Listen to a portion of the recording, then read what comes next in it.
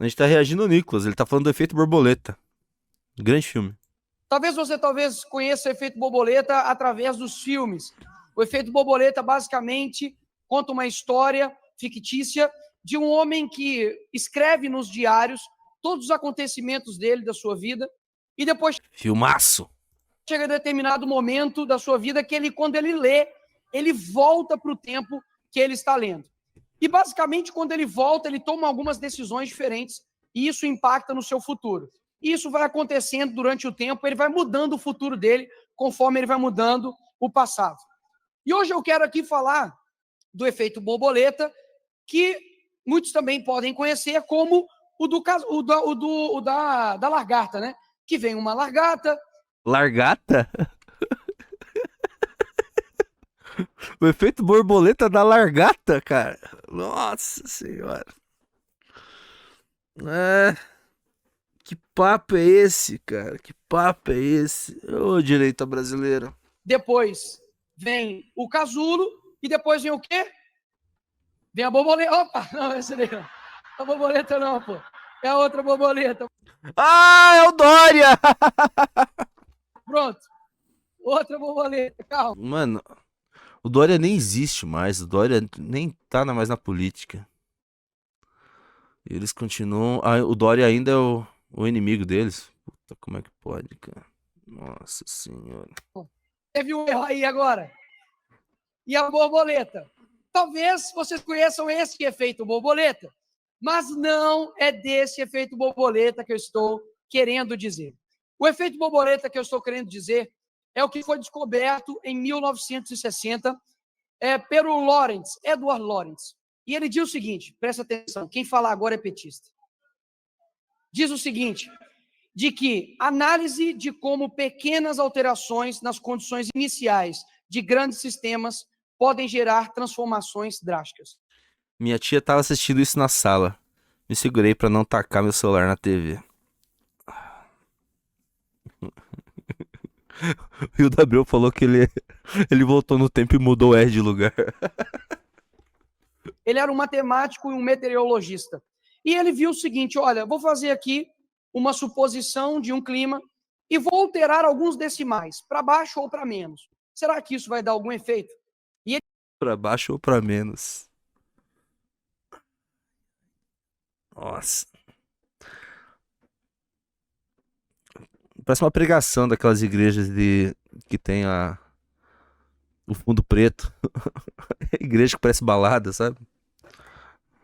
ele via que isso mudava absolutamente tudo lá na frente nos padrões climáticos. Ou seja, pequenas alterações nas condições iniciais de um grande sistema pode gerar transformações drásticas.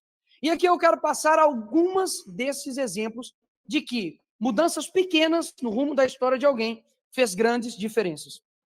O primeiro diz respeito na era do futebol, por exemplo.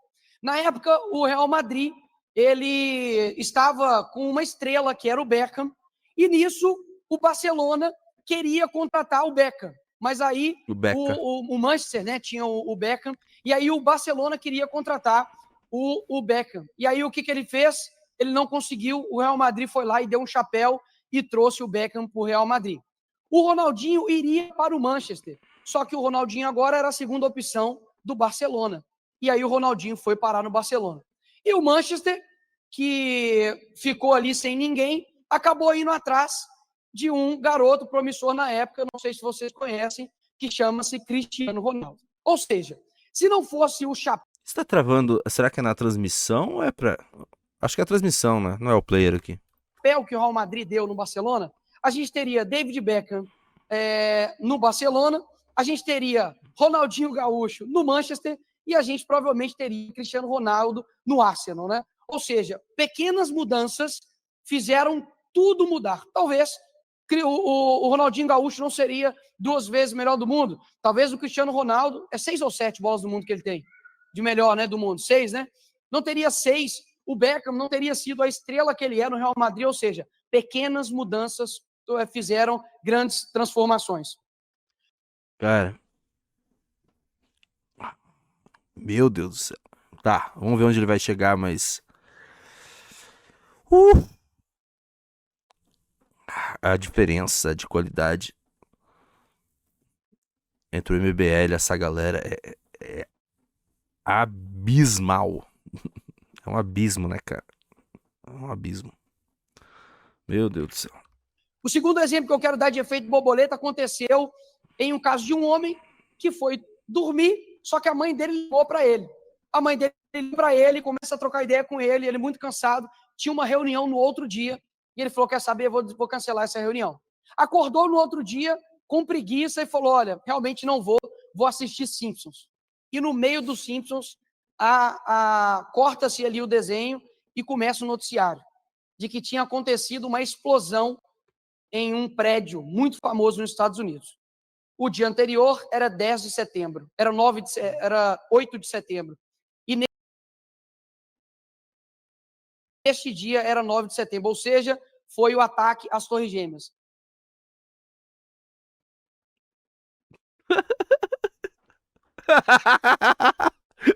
Claramente ele pegou. Deixa eu explicar aqui o que aconteceu aqui. Deve ser alguma parte de alguma pregação que eles pegam da gringa. Normalmente eles pegam da gringa e eles traduzem. Eles traduzem da gringa sermões pra. Vocês entenderam, né? Pra falar nas igrejas. Ele deve ter pego uma parte, eu não sei onde ele vai chegar, mas ele deve ter pego uma parte que ele deve ter copiado da gringa e lá é 9 do 11, porque é o contrário. Né? O mês vem antes do dia. Ele deve ter se confundido, entendeu? Eles traduziram, ele traduziu o sermão pra colocar no discurso dele, só que não trocou a data. Tudo bem. Vamos lá. Foi dia 11, Nicolas, foi dia 11. Este homem...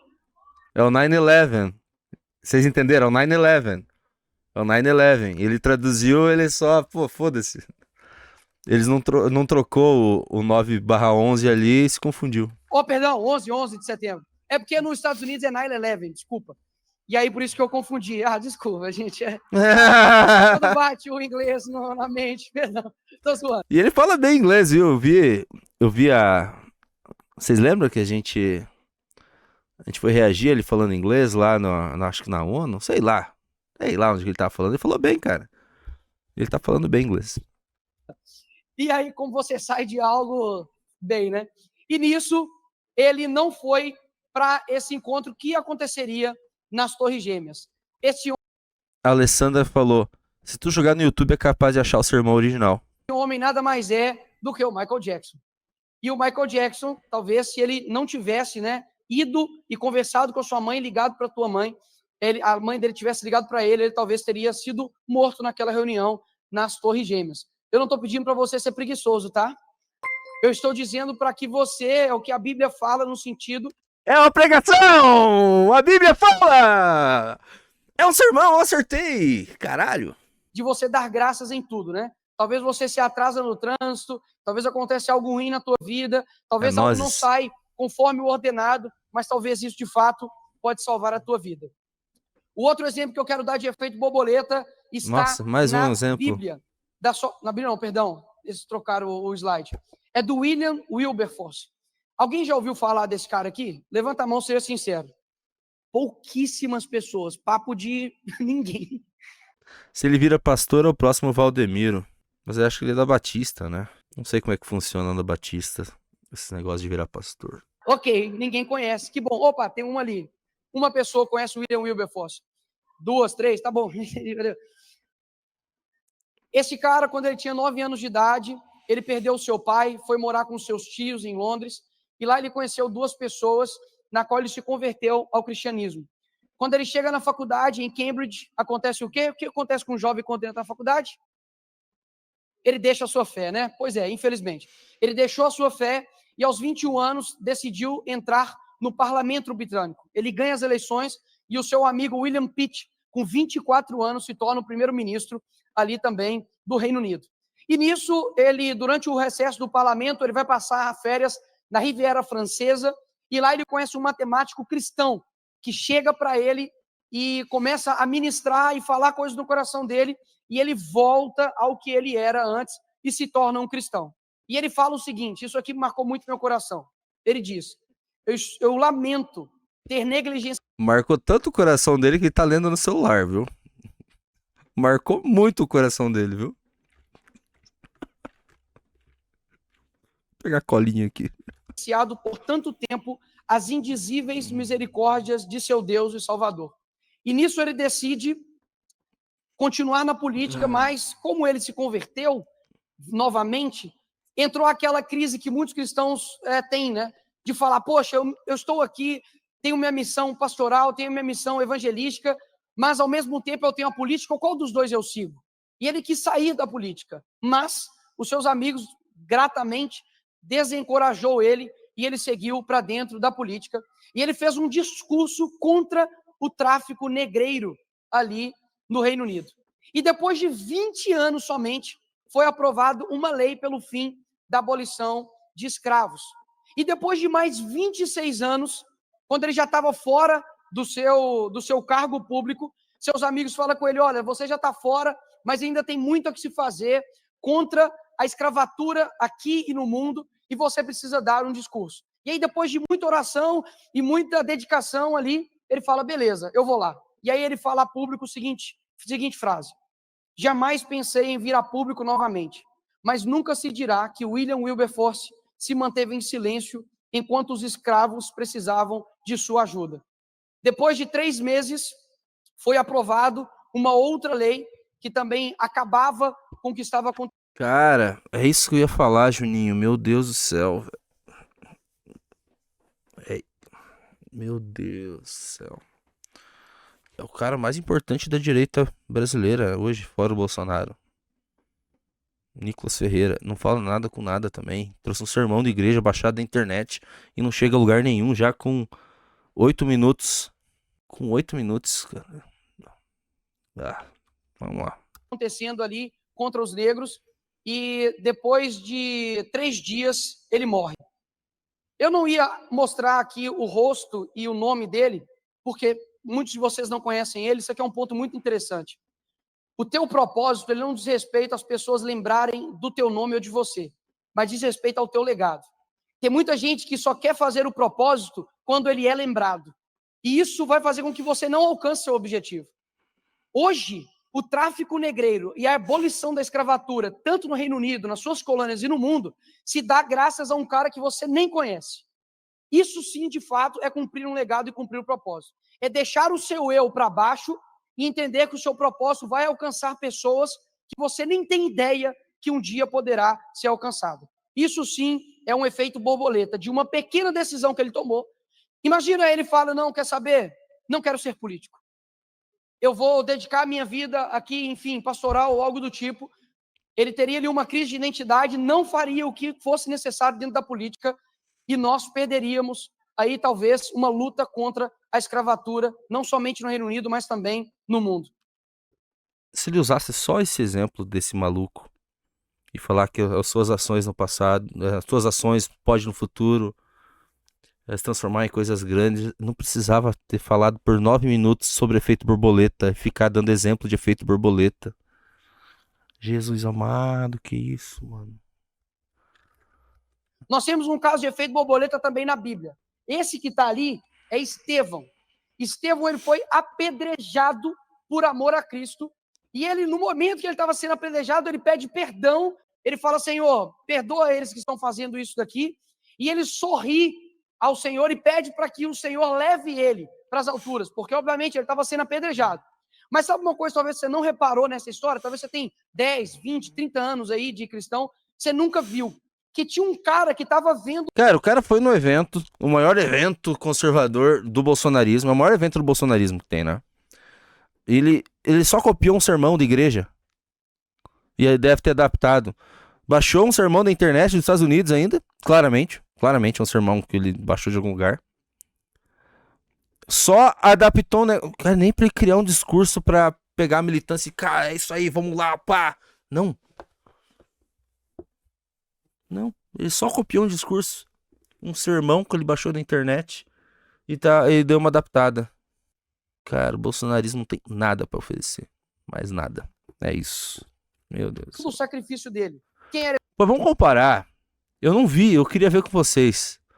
Parece que o Renan Santos, no último evento que teve aí, ele foi lá e fez um discurso de, de improviso. Vamos ver a diferença. Esse cara. Era esse cara. Era Saulo na época.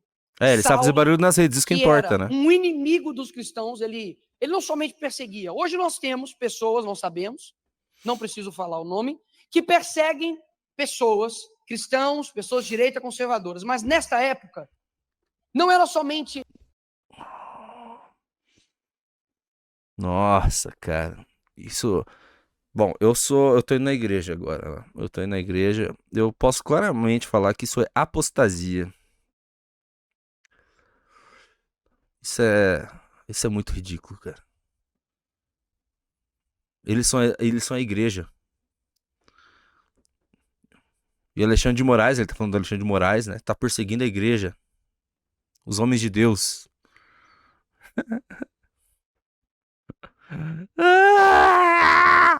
Talvez uma perseguição porque na época não tinha, né? De bloqueio de redes, de censurar, de multa, não. Nessa época era morte. Matavam-se as pessoas. E nesse momento estava ali Saulo. E Estevão deu um excelente exemplo para nós, que eu sei que é muito difícil. Talvez aqui ninguém nunca tenha feito isso e se fez, meus parabéns. Você está sendo um cristão de verdade. E você precisa aprofundar nisso para você não cair digamos, em uma profundidade intelectual que seja muito rasa. A Bíblia pede, sabe para quê? Para a gente amar os nossos inimigos. E tem uma história. É por isso que ele colocou o Dória vestido de borboleta no começo do sermão, porque ele ama os inimigos dele. E você pode pesquisar aí no seu celular, de um cara que entrou dentro de uma escola, matou várias crianças, adolescentes, um monte de gente. No julgamento dele, os pais foram lá e começaram a falar com ele, né? Você é um demônio, você é um assassino, você acabou com a minha vida, etc, etc e tal. E ele ficou lá estático, um psicopata estático. Daí vem um senhorzinho de barba branca e fala com ele assim, olha, todo mundo aqui falou o que o meu coração desejava falar, mas hoje eu vou exercer aquilo que mais difícil que eu já fiz em toda a minha vida, que é obedecer a Cristo, que é amar meus inimigos. Portanto, eu te perdoo.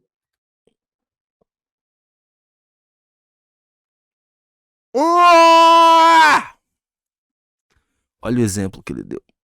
Olha o exemplo que o Nicolas... Cara, que discurso bizarro. Bizarro. Bizarro.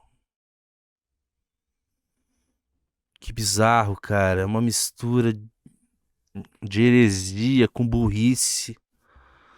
E esse é o cara mais... O maior... Sei lá, as redes do Nicolas, sei lá, ele posta qualquer coisa, 1 milhão de likes, né? A direita brasileira precisa acabar, cara. Precisa acabar a direita brasileira. A direita brasileira precisa morrer. Nessa hora, o cara simplesmente caiu em lágrimas e um psicopata começou a chorar diante da demonstração de amor com ele. O que eu quero dizer com isso? Não estou dizendo para você ser omisso, não estou dizendo para você não lutar contra os seus inimigos, mas posso dizer algo para você? A única maneira que nós temos, muitas das vezes, de derrubar o nosso inimigo, sabe, de dar um tapa de luva nele, é demonstrar que nós somos diferentes deles. Quantas vezes, isso aqui eu não vou falar quem, com quem, quando, onde, mas quantas vezes eu já tive a oportunidade de, dentro do meu coração, eu querer acabar com aquela pessoa no privado, falar com ela, olha, você está fazendo isso, isso, isso, isso e aquilo. E, na verdade, o meu coração estava querendo dizer isso. Mas algo que está dentro de mim, que, na verdade, é a parte boa que eu tenho, porque nós não somos bons. Eu acredito que a parte boa em mim, você acreditando ou não, é o Espírito Santo. E nisso, quando eu comecei... Ele tá pregando, cara. Ele tá pregando no evento político. E uma pregação bosta ainda. Meu Deus, que coisa horrorosa, cara. Não. Comecei a falar, eu falei, cara, esse cara precisa de algo que ele não tem, por isso que ele é assim. E comecei a falar de Jesus para ele. Posso falar algo para vocês? O nosso sacrifício, no momento quando nós estamos exercendo ele, talvez vai parecer loucura. João Batista, ele perdeu a cabeça porque ele estava falando mal e estava denunciando o rei Herodes na época. Foi por questões políticas. A mulher dele pediu a cabeça dele na bandeja. E ele morreu. Eu tenho certeza que na época alguém falou assim, João Batista, pega leve, você vai ser preso. João Batista, segura, você vai ser morto. João Batista, moderação e prudência, João Batista. Cara, não faz o menor sentido isso. Porque ele tá querendo dizer não. A gente não pode ter medo de fazer as coisas, a gente tem que ir pra cima mesmo. A gente precisa, né, denunciar. Ele tá fazendo um paralelo com o Xandão. Pô, o Bolsonaro só faz isso, ele só foge. O Bolsonaro, ele desaprova manifestações. Desmobiliza a manifestação contra o Alexandre de Moraes porque tá com medo de ser preso. O próprio Nicolas toma muito cuidado. Ele mesmo! Eles! Ele tá usando o exemplo que desabona ele mesmo. Não é possível. Não é possível. Não é possível. Vamos lá, vamos ver de novo. Ai, meu Deus. Né? Coloca um sapatênis e, Ai, quanto sabe, Dória. seja moderado. Olha como ele perdoa os inimigos. Que o Dória nem é inimigo, né? Porque assim, o Dória sumiu antes da ascensão de Nicolas. Olha como ele perdoa os inimigos, né? Um cara que nem tá mais na política, nem faz mais nada, continua sendo atacado. Mano, é um show de hipocrisia, é um show de horrores esse discurso do Nicolas, cara. Né? Seja direita limpinha. Você é muito extremista, João Batista. Sabe o que aconteceu? Ele tinha uma certeza tão grande de quem ele era, de que no momento eu tenho certeza que João Batista foi considerado maluco, louco. Quem que, afinal de contas, vai achar que uma morte vai levar algo bom para alguém? E hoje eu estou falando aqui em Balneário Camboriú, Santa Catarina, de João Batista. Posso falar algo? Eu não estou falando de ninguém aqui daqueles que criticaram o João Batista. Sabe por quê? Porque ninguém lembra deles. Porque eles não fizeram nada de fato que impacte. Você acabou de falar do Herodes aí, cara. Você acabou de falar do rei cortar a cabeça dele. Impactaram um efeito durante décadas e anos para eles serem lembrados. Não tem, cara. É o sermão barra discurso político mais sem pé nem cabeça que eu já vi. Exatamente, Unforgiven. Não faz o menor sentido. Porque o sacrifício de um hoje fortalece o coração do outro. Ou seja, cara, é que assim, né? O sacrifício de um fortalece o coração do outro. O que aconteceu com as pessoas que se sacrificaram pelo Bolsonaro? Foram todos abandonados. Bolsonaro abandona. É um líder que abandona os seus. Nesse mesmo evento, não sei se foi antes ou depois dessa fala, Bolsonaro falou que fugiu para os Estados Unidos porque estava pressentindo que aconteceu um negócio dia 8. E foda-se! E foda-se! Qual que é o sacrifício que o Bolsonaro fez? Posso pressentir o perigo e o caos. O Bolsonaro indo para o aeroporto. E ninguém agora vai me prender. Com as minhas joias vão a 1000 lugares. E o Xandão me dá força pra fugir. Quando você está numa luta que não há sacrifício, a sua luta está errada. Se você é um cara de direita, conservador, cristão... Sacrifiquem-se por mim. O Bolsonaro é aquele cara do Shrek, né? Muitas pessoas vão morrer, mas isso é um sacrifício que eu estou disposto a fazer. Muitos de vocês irão morrer, né? Caralho, isso é maravilhoso. Junito, mostra isso pro Renan. Com certeza, eu não tinha visto essa parte, não tinha colocado na live hoje. Que coisa. Nossa, cara, que discurso. Uau! Em que você não tem inimigos, que todo mundo te ama, em que caminha um vídeo para o seu filho, você não está fazendo sacrifícios. E sem sacrifícios é impossível você estar alcançando o seu propósito. E, por fim, um efeito borboleta dentro da política. Eu não sei se vocês conhecem esse garotinho aqui. Ah, era pro efeito borboleta. Eu não sei, tá segurando. Calma, só ali mesmo, por enquanto. Aqui. Tá segurando uma traíra ali. Depois eu vou perguntar o nome dessa traíra. Essa foto foi aonde, presidente? Ribeira, São Paulo, em 1960. 1960. Eu não sei se vocês conhecem esse cara aqui. Nossa, agora vem a validação com o líder. Com a sobrancelha de fita isolante. Mas bonitão, garanhão. Garanhão. E, por fim, o último, né, estágio aqui. Bonitão, galegão, dos olhos azuis, né? Ok. Agora eu quero perguntar algo para vocês.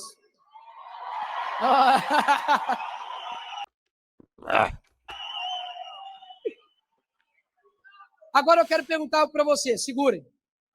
Esse garoto que está aqui, esse garoto aqui, presidente, não sei o que você estava pensando naquela hora, não sei, era teu pai que estava do lado, né, seu Geraldo, estava do seu lado. Nesse dia, o senhor imaginou que o senhor se tornaria presidente da República? Seja sincero. Não. Todas as decisões do Bolsonaro, desde a época em que ele era do tamanho de um peixe, que ele era do meu tamanho, desde essa época, todas as decisões que ele tomou culminou, bem ou mal, para ele cumprir o seu propósito. Todas. O dia talvez que... Não, ele não acorda tarde, né? E nem atrasado. No dia em que ele decidiu ir para uma padaria e não a outra. No dia que ele decidiu ser um pouco mais, digamos, a essência dele, né? Vocês entenderam, né? Quando ele decidiu ser quem ele era, esse que é o meu ponto. Quando ele decidiu ser quem ele era, o propósito, ele estava no rumo do propósito dele. Só que em 2014, se ele não tivesse feito o que ele fez, talvez ele não estaria aqui hoje. E eu quero mostrar para vocês um vídeo. O que ele fez? 2014? Pode dar play aí. E no programa da Luciana Gimenez? Nós temos que mudar esse Brasil, tá ok? Alguns vão morrer pelo caminho, tá? Mas eu estou disposto em 2018. Mas é um sacrifício, alguns de vocês vão morrer pelo caminho. Mas é um sacrifício que eu estou disposto a fazer, tá ok? Seja que Deus quiser, tentar jogar para a direita esse país. E o que ele fez? Ele assumiu a presidência, jogou o país para a direita? É isso que ele fez, Nicolas? Foi isso que ele fez ou ele soltou o Lula? Nunca a esquerda ficou tão fortalecida, cara. O PT tava acabado. O PT tava acabado, cara. Destruído. E pra salvar o filho do ladrão. Pra salvar ele mesmo, que ele é ladrão também. Ai, conservadorismo brasileiro. Estamos no caminho certo.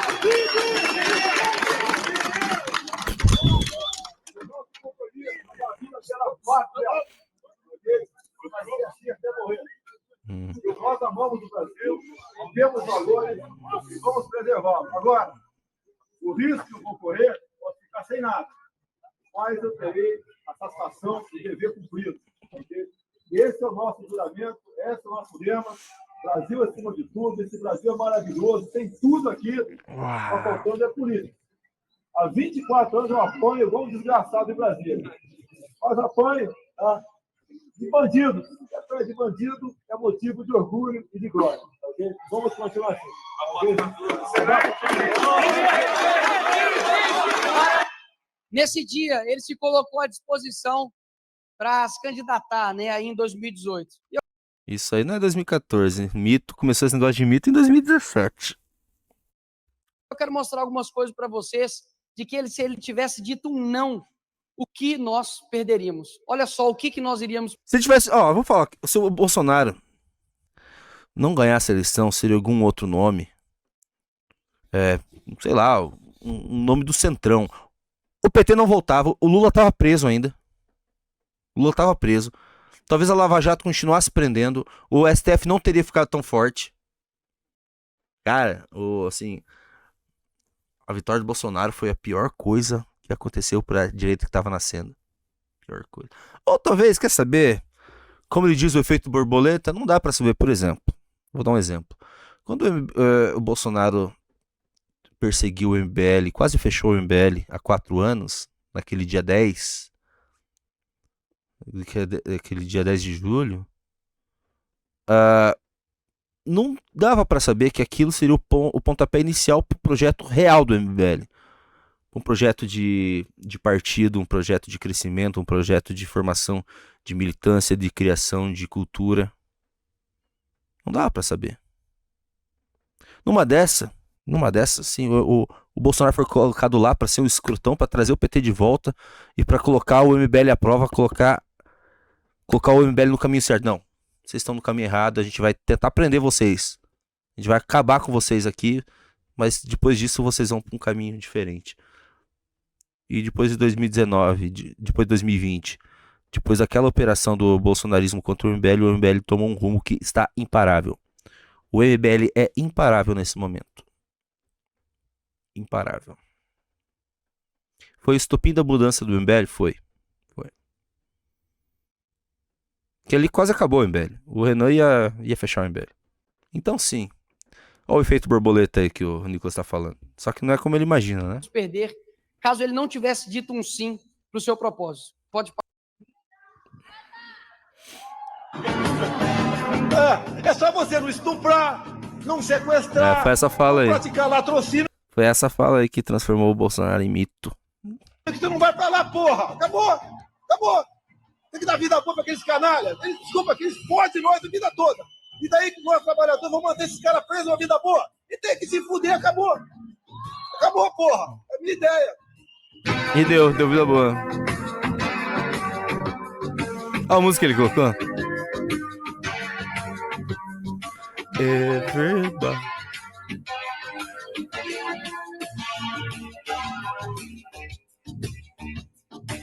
É verdade, foi o Me Dá Uma Que Eu Te Dou Outra. Tá certo, foi isso mesmo. Não, mas isso aí, o Me Dá Uma Que Eu Te Dou Outra transformou ele em alguém odiado, assim. Dele aparecia toda vez em CQC e aquele programa lá esqueci já o nome, falei antes.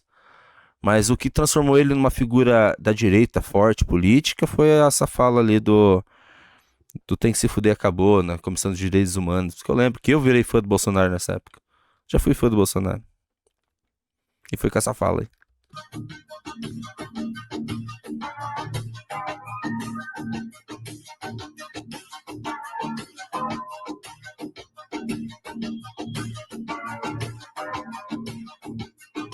Eu odeio direita brasileira.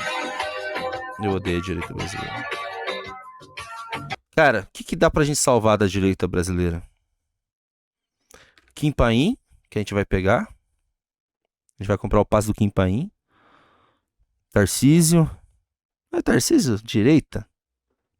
Vamos combinar com o Tarcísio, mas... Tarcísio era o ministro da Dilma, né, cara? Tarcísio é técnico. O Derrite. O Derrite é brabo, cara. O Derrite é brabíssimo.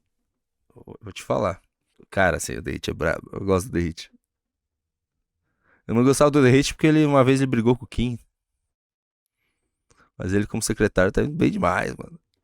É coisa de bolsonarismo, assim. É, sabe? Ele era bolsonarista, né? É bolsonarista. Nossa, o Derrite é brabo, cara.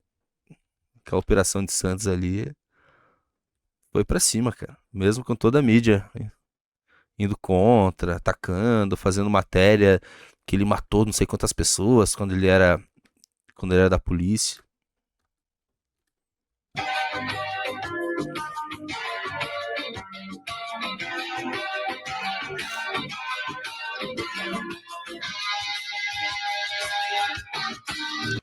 Corrupto, ladrão.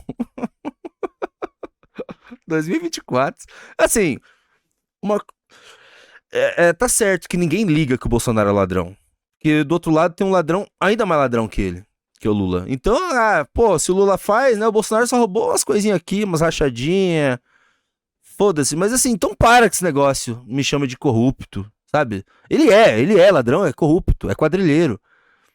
Então só não fala do assunto. Não fala que ele é honesto. Eu sou com o Bolsonaro porque ele é honesto. Porque ele... Não, ele não é. Ele é ladrão.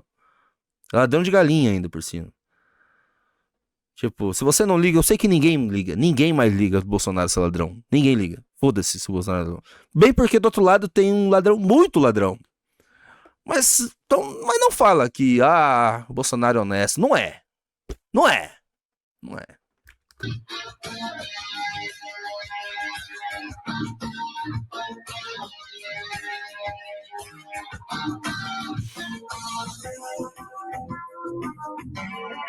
Cara, é isso. Ele falou de efeito borboleta, uma pregação baixada da internet. E, cara, é isso. E agora mostra um vídeo do Bolsonaro. É isso. É isso, Nicolas. E agora... coisa que... É isso. Dito isso, obviamente só tem uma coisa para eu poder dizer ao presidente. Segura que eu ainda tenho 10 segundos. De que se as coisas alterarem, Bolsonaro, daqui para frente, né, se as coisas mudarem, eu tenho 3 opções para Tá chorando! Ai, que lindo! O Bolsonaro tá chorando com o discurso nada a ver do Nicolas. Mano, o Nicolas não falou nada com nada. Foi só colocar umas imagens do Bolsonaro e ele se emocionou todo. 2026. Tenho 3 opções. Primeiro, Jair. Segundo, Messias. E terceiro, Bolsonaro. Nossa. Tá, chega. Meu Deus, cara. Que discurso horroroso. O que trouxe de novidade? Meu Deus do céu, cara. Que discurso horrível. É o cara mais importante da direita brasileira. Da direita bolsonarista, né?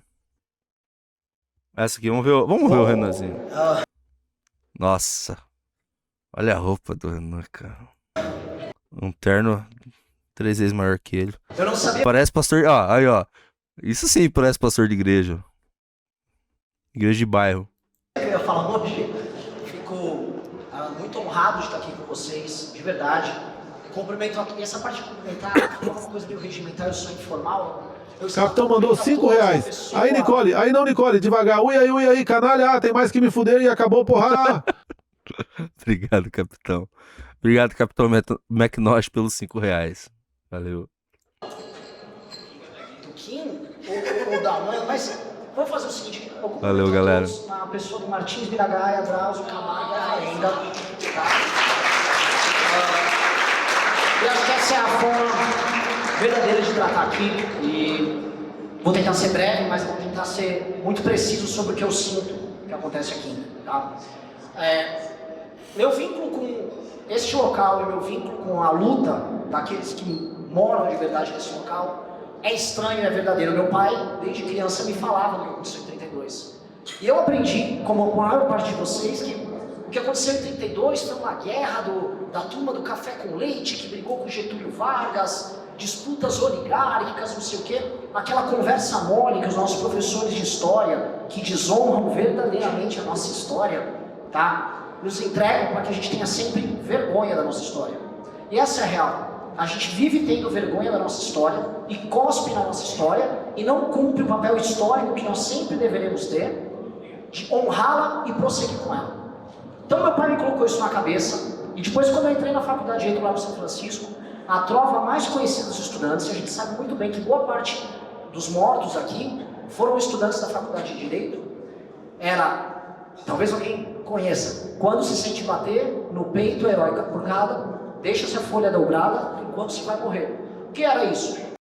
Se fosse o Nicolas, eu já tava, ó. Tem uma frase que me marcou muito, que nem o Nicolas falou no discurso, né? É essa aqui, ó. Outro slide.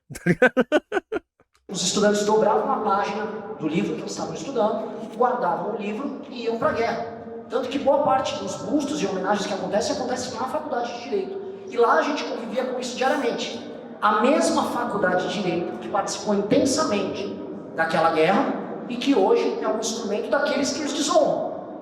Paradoxalmente, o local que estava conosco, hoje não está mais conosco.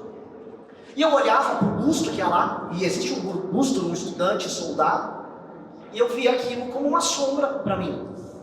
E esse é o ponto que eu queria tratar. A sombra que essas coisas geram na gente. Nossa, e a responsabilidade que nós temos em mantê-los. Porque vejam, né? Agora eu vou falar de história e todo mundo que me conhece sabe que eu sou um chato com isso. Né? Quando o Alexandre estava indo conquistar a Pérsia, ele fez questão de parar na Turquia, nas supostas, mas vamos colocar aqui nas ruínas de Troia, para ver a famosa armadura de Aquiles. Ele admirava Aquiles e viu Aquiles como alguém maior do que ele. Ele conquistou o mundo à época.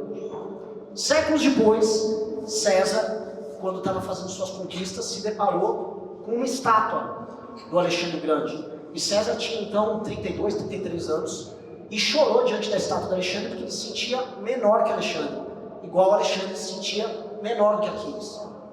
Hoje, eu estou com grandes nomes e rapazes e moças que estão construindo algo muito grande comigo. E obviamente que eu posso falar dos meus amigos mais ilustres aqui, que estão sendo medalhados, mas eu posso falar de todos os outros, que são amigos, que lutam, que se divertem, que sofrem bastante, mas que sabem que de alguma maneira o sonho nosso é a continuidade. Eu sóbrio bastante tempo. De chocadeira. Os caras que estão aqui iniciaram a luta que nós estamos vivendo.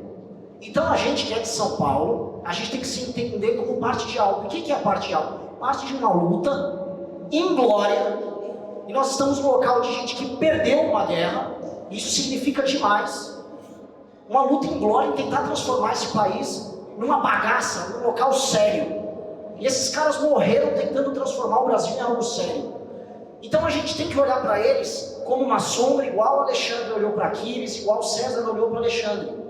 Como alguém que fez muito mais do que a gente e que impõe para a gente uma responsabilidade muito grande. E qual é a responsabilidade grande? Tornar o Brasil de fato o país livre que essas gerações anteriores tentaram e ser a sombra e a admiração que as gerações vindouras se inspirem a gente. Para eles se inspirarem no Kim, no Renan, na Amanda, em todos nós. Em todos vocês que estão aí, que são novas lideranças, nós temos uma responsabilidade gigante diante de tudo isso. A gente sabe que a gente vive num país da desonra. O Carlos Romagnoli está aqui, ele vai entender o que eu vou falar. Um amigo meu que é artista, que é o Gabriel Calamari, foi protocolar uma vez um projeto, um roteiro de um filme que ele criou sobre a história da Guerra de 32. Sobre a história de uma heroína paulista que participou da Guerra de 32. O governo do estado de São Paulo negou contar a história dela.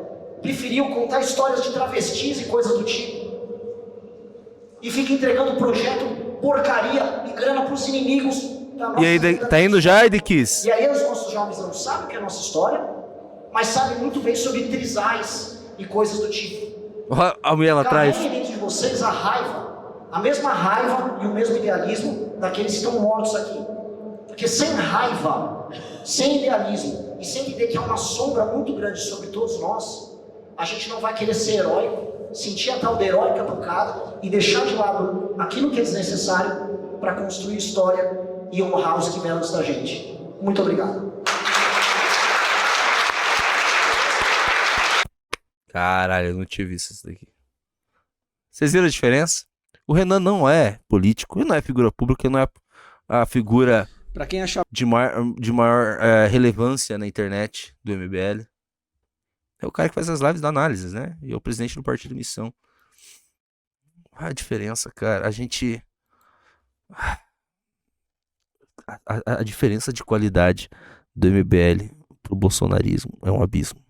A gente só não tem os votos e a fama, né? Porque o Brasil é um país desgraçado. Ainda. Ai, Gabriel, que papinho. Ai, todo mundo não ser político. Pô, mano. Ele não é político. O Renan não é político. Ele não participa de eleições. Isso que eu tô falando. Ele não é uma figura política. Ele não vai disputar a eleição. Ele não vai ser deputado. Ele não vai ser presidente. Uma pena. Queria que ele fosse senador. Ele tá no debate público, né? Tá bom, ele é político, Rio da Abreu. Ele é político. Ele tem mandato. Isso que eu quis dizer, que ele não tinha mandato. Tá, mas ele trabalha com política, então ele é político. Tá, pronto. Tá mais calmo agora? Tá calmo agora?